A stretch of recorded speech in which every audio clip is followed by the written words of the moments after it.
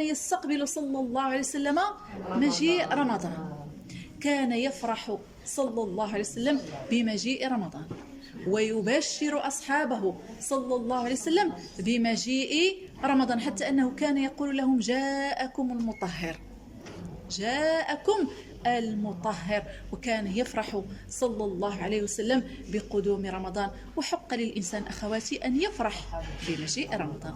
قل بفضل الله وبرحمته فبذلك فليفرحوا هو خير مما يجمعون. وإذا لم يفرح الإنسان بمواسم الخير، وإذا لم يفرح بمواسم الطاعة، فبأي شيء يفرح؟ يعني راه شوف، مجرد بلوغ رمضان والله العظيم نعمة لا يعلم قدرها إلا من حرم منها.